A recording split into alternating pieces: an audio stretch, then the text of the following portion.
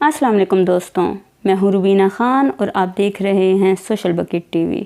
ثانیہ کربلا 10 محرم 61 ہجری بمطابق 9 یا 10 اکتوبر 660 عیسوی کو موجودہ عراق میں کربلا کے مقام پر پیش آیا۔ یزید کی بھیجی گئی افواج نے حضرت محمد صلی اللہ علیہ وآلہ وسلم کے نواسے حضرت حسین رضی اللہ عنہ اور ان کے اہل خانہ کو شہید کر دیا۔ حضرت حسین رضی اللہ تعالی عنہ کے ساتھ 72 ساتھی تھے، جن میں سے 18 اہل بیت کے اراکین تھے۔ اس کے علاوہ خاندان نبوت صلی اللہ علیہ وآلہ وسلم کی خواتین اور بچے بھی شامل تھے۔ واقعہ کربلا صرف تاریخ اسلام ہی نہیں بلکہ تاریخ عالم کا نادر اور عجیب و غریب واقعہ ہے۔ دنیا میں یہی ایک واقعہ ایسا ہے جس سے عالم کی تمام چیزیں متاثر ہوئیں۔ آسمان متاثر ہوا، زمین متاثر ہوئی، چاند اور سورج متاثر ہوئے، حتیٰ کہ خود خداوند عالم متاثر ہوا کہ اس کا تاثر شفق کی سرخی ہے، جو واقعہ کربلا کے بعد سے افق آسمانی پر ظاہر ہونے لگی۔ یہ وہ غم انگیز اور عالم آفرین واقعہ ہے جس نے جاندار اور بے جان کو خون کے آنسو رلایا ہے۔ اس واقعے کا پس منظر رسول اور اولاد رسول کی دشمنی ہے۔ جنگ بدر، جنگ خندق و خیبر سے قتل ہونے والے کافروں کی اولاد نے ظاہری طور پر اسلام قبول کر کے اپنے ابا و اجداد کا بدلہ حضرت رسول کریم صلی اللہ علیہ وآلہ وسلم اور حضرت امیر المومنین کی اولاد سے بدلہ لینے کے لیے جذبات اسلامی کافروں کے دلوں میں عہد رسول ہی سے کروٹیں لے رہے تھے، لیکن کیونکہ وہ اقتدار میں موجود نہیں تھے تو ان سے کچھ نہ بن پایا تھا۔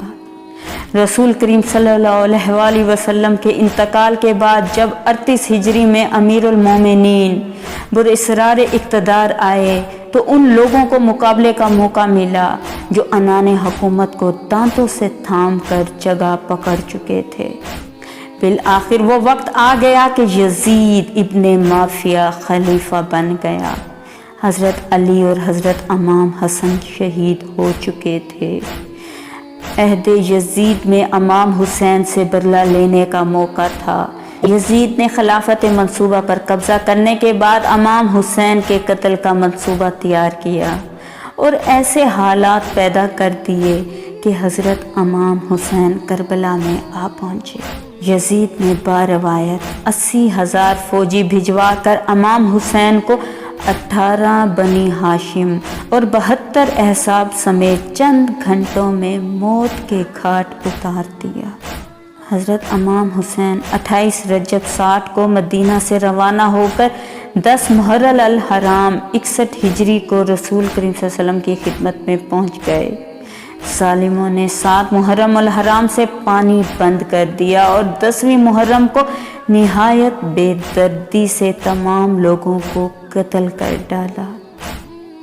دوستوں، کربلا کا یہ واقعہ تاریخ اسلام کا سب سے بڑا خوفناک حادثہ تھا، افسوسناک حادثہ تھا۔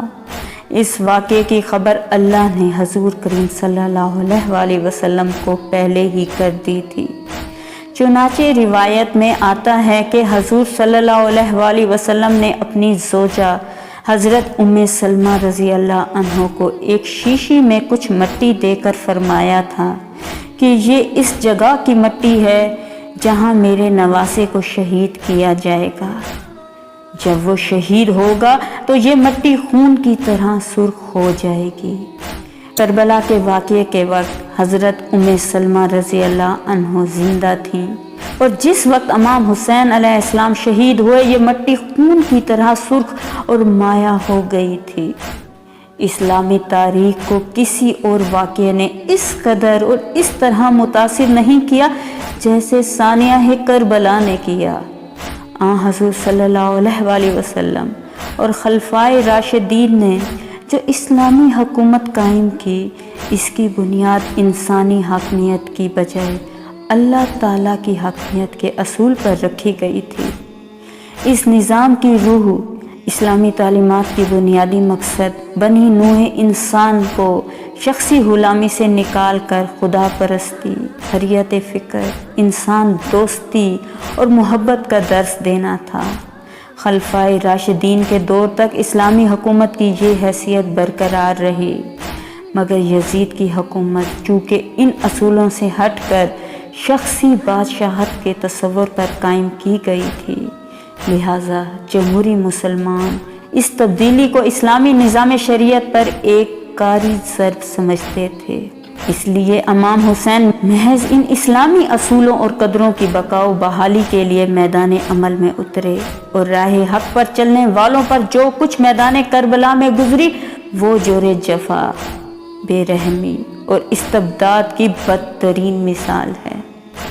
نواسۂ رسول کو میدان کربلا میں بھوکا پیاسا رکھ کر جس بے دردی سے قتل کر کے ان کے جسم اور سر کی بے حرمتی کی گئی، اخلاقی لحاظ سے بھی تاریخ اسلام میں اولین اور بدترین مثال ہے۔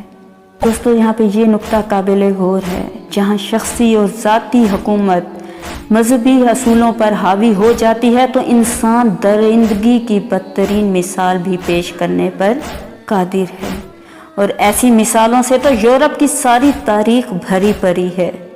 ثانیہ کربلا تاریخ اسلام کا ایک شاندار اور زرعی باب ہے۔ یزید کی درندگی اسلام کی نظام شرعیت کی نفی تھی، لہٰذا امام حسین نے جس صبر سے کربلا میدان میں مشکلات کو برداشت کیا وہ صبر و استقال کی لازوال داستان ہے۔ سچ کی قوتوں کے سامنے سر نہ جھکایا، آپ نے حق اور انصاف کے اصولوں کی بالادستی، حریت فکر اور خدا کی حاکمیت کا پرچم بلند کر کے اسلامی روایات کی لاج رکھ لی۔ امام حسین کا یہ اثار اور قربانی تاریخ اسلام ایک ایسا باب ہے جو شوق و محبت اور حریت پسندوں کے لیے ایک اعلیٰ ترین نمونہ ہے۔ ثانیہ کربلا آزادی کی اس جد و جہد کا نقطۂ آغاز ہے جو اسلامی اصولوں کی بقا اور احیاء کے لیے تاریخ اسلام میں پہلی بار شروع کی گئی تھی۔ دوستو، ہم ساری زندگی امام حسن اور حسین کے اس غم سے نہیں نکل سکیں گے۔ اللہ تعالی ہم سب کو صبر دے، اپنا اور اپنے گھر والوں کا خیال رکھیے گا۔ اللہ حافظ۔